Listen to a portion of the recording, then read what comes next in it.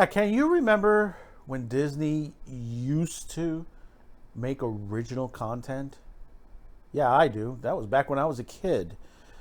But we see today that, I have to laugh at this, and I'm continuing to laugh. And how many warnings do you need when people tell you, don't do this, don't reboot these series, don't reboot these movies, they're not going to work out. Fairly rare that you will get a hit, and this is no different than anything other that's been put out in the last couple of years. And what we're talking about is Home Sweet Home Alone, which is a reboot, remake, whatever you want to freaking call it. But it's just literally pure garbage out of Disney. But before we continue on there, I want to thank those who have subscribed, like, and share this. We are at 432 subscribers right now on the YouTube channel. We reached over 105 on BitChute, and we're at 53 on Odyssey, and we're continuing to grow. Hopefully we can get to 500 by the end of the year on YouTube. That is really what our goal is, and we do appreciate if you hit that subscribe, hit that like, share the video, and go for the notification bell. Switch it to all, and you'll receive all of our notifications for all of our programming on Q2Cast TV.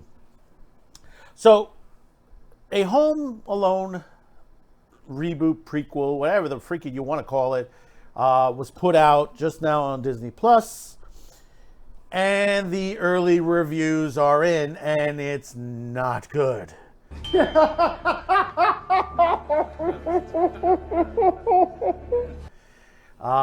Normally Rotten Tomatoes, I don't trust it 100%, but when you see a rating of this, you have to tell yourself, yeah, it is really pure garbage. When you have an 18% and a 19% audience score and an 18% reviewer score on Rotten Tomatoes, it's officially rotten to the core in itself. And when you're reading the reviews, you could tell out of the reviews that are given there, the 3 people that gave good reviews, they probably never saw the original. They never saw the original, or they saw a few minutes of the original movie, because basically most of the others, and even CNN, the CNN reviewer, it's like you go to the CNN reviewer and they're like, Home Sweet Home Alone is an odd duck, a movie that basically replicates a 3 decades old Home Alone template, but in a way that feels slightly weird and ill-conceived.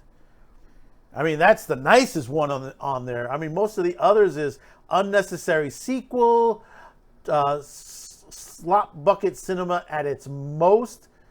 Compared to Home Alone, the original Home Alone is like the Dolce Vita, the original.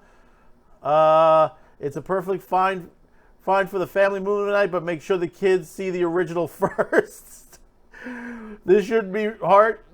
This really shouldn't be hard. Find a cute, and they have a form of Jojo Rabbit's Archie Yates, and string them a few comical and implausible ways to injure another human being. I mean, this is what's coming out right now. And, when you hear that Disney, continues to do these mistakes, and, and they're trying to make back the money that they were a little swindled out by Mr. Murdoch over there, who now owns, took that money and bought Tubi TV. And Tubi TV is building up because of that. They got to show the investors that that they can make the money back from the money that they put in to buy the Fox product on there, all the movies and TV series and everything like that. And what are they going to do? They're going to do, we have a video out about the Predator movie, how rushed that is, and it's going to be out next year. It's going to be garbage itself, and the title of it was given from one of the Alien versus Predator comic books. People are going to get confused. Some of the fans are going to get confused at first. That is this Prey? Are they doing Prey? But they're not doing Prey. They're not doing that storyline. Believe me. And then, of course, they're going to have an Aliens reboot and several other things that they're going to try to reboot out of the Fox library. You know, there was a time, let me tell you something, there was a time that Disney used to make original content. And you got to go back when I was a child. I mean, go to all the Kurt Russell movies that was made, The World's Strongest Man, the computer that wore tennis shoes. I mean, they were little cheesy, but they were fun. They were fun. I went to see World's Strongest Man in the movie theaters. I went to see Black Hole in the movie theaters. You know, I saw Tron. There were many movies that I've seen back with Disney, and even going to, if you catch any, you know, you can look on the high seas or on this streaming site, The Wonderful World of Disney, and the shows that they used to have. You know, the Davy Crockett and the Zorro series.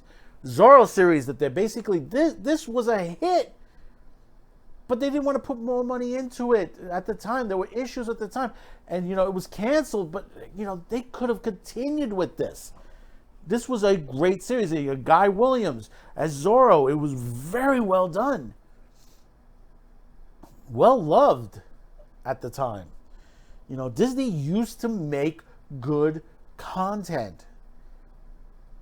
But now, all the political activism, the fights within the chain of command these days, you know, Chapek, Iger, Kathleen Kennedy, I mean, and so on and so on and so on.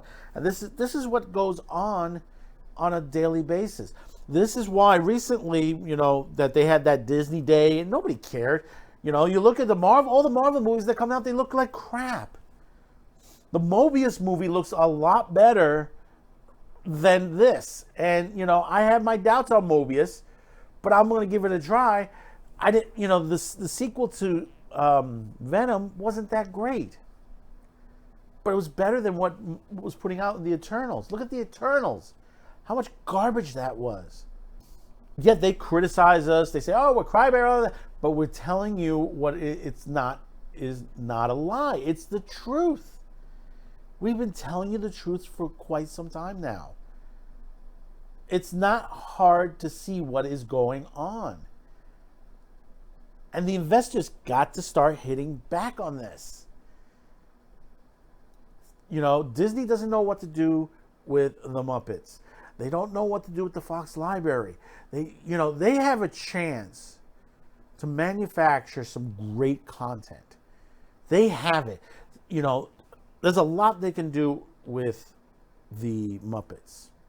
You know, they had their chance with Dark Crystal. And Netflix took it up, even though Netflix canceled it. That was beautifully, superbly done. It was such a great concept, the Dark Crystal is. You know, through the years, Disney, you know, used to mean something. Today, it's dying out. I mean, the stock had a massive drop this week because they haven't hit their marks on the subscribers and what they put out, you know, what they showed at the movies and what they opened up on the Disney Plus. You know, these are the things people look for. They want to see enjoyment. I mean, now they're going to be doing a reboot of the X-Men 90s Fox show. I mean, they're going to harm all that. You know, they had the chance. And I'll tell you straight out, when they did What If, they had the chance. That was the chance. That was the moment that they could have introduced the X-Men and Fantastic Four and Galactus, the Silver, and a lot of other characters that they haven't used before, that now that they own, and they could have used that. No, they just went with just political bullshit. And the thing about it is, they all linked it together as one, which was like, really? Really? You just want to put just make different stories and link them all together at the end? That's not what we want. That's not what If was. What If are just stories, a different story every week. Look at the original What If tales. Look at how they're made. It's like almost like watching Twilight Zone or The Outer Limits, the original ones. You know, you didn't get a second episode of a particular Twilight Zone episode. I mean, the newer ones, which was, what is that, the 2000s on there? You know, they started rehashing some, and they didn't do well, that they redid some of the episodes. You know, like what about the Billy Mummy episode where the kid had the powers, everyone in the cornfield, and they did a whole episode, he's grown up and has a daughter now. I mean, that's not what we wanted to see. You want us to tune in every week. You want us to go to the movie theaters weekly to see your product. This is not the way to do it. And you know what the worst part of it is about the Home Sweet Home Alone, and what a lot of people says? The kid is the bad guy. You have to feel sorry for the robbers in this because, you know, they're poor and unfortunate. What were they trying to do? They changed the whole scenario around. Just pure garbage. And I have to feel sorry for anyone who has to sit through this. And, you know, and the subtitle to it is Holiday Classics Were Meant to Be Broken. How do you put that on a holiday thing? On a holiday special? Really? Really? The Mel Gibson movie that came out, what was that, last year? Where he played Santa Claus, a real rough Santa Claus. That was much better than Home Sweet Home Alone. Think about that. Think about that for a minute.